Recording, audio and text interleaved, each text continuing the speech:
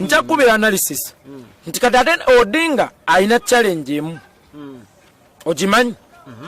muli wankwe ya betraying abantu be Kenya kuba yazoganya ne nti mwaka gwa 2007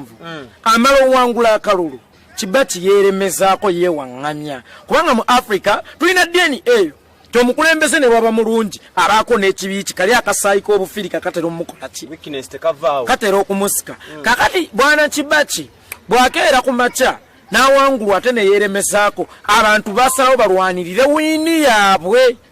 abantu mu kulwanirira wiini yaabwe boosi waabwe yali bagambye nti kyekyo temujjaamu mulemezeemu yawusala agenda waani wa Kibaki nga muwadde obwakatikkiro kakali emmotoka gye yatambuliramu nga ssaaba minisita yali avugira ku musaayi gw'abantu entaana z'abaafiira mu kumulwanirira ze yali avugirako emmotoka ne tujja mu mwaka ogwa 2017 amala owangulwa kyekubira enduulu muki era omulamuzi akizuula ti okulonda tekubadde kwa mazima na buki na bwenkanya okulonda kuddibwamu wadde ye yagaana okuvuganya kubanga yagamba eyalangirira luli yakyaliwo ale manvuganyiza ki okujja nga mumaze omukola ki omujjawo kakati kitegeeza abawagizi be bakyawa Kenyatta by all means abawagizi ba Odinga bakyawani ate nkya bakulaba okoze alliance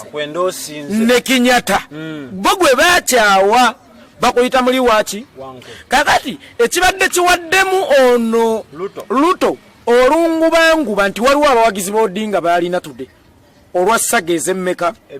ate sekondale abantu balina ekintu kibayita public sympathy bambi akoze n'omusajja atambudde n'omusajja bisanja bibiri nga yamuli mabega oli watuukidde okumube mabega namwefuulira amukasuse ensi nga nzibu luto otegeera that's why nkugamba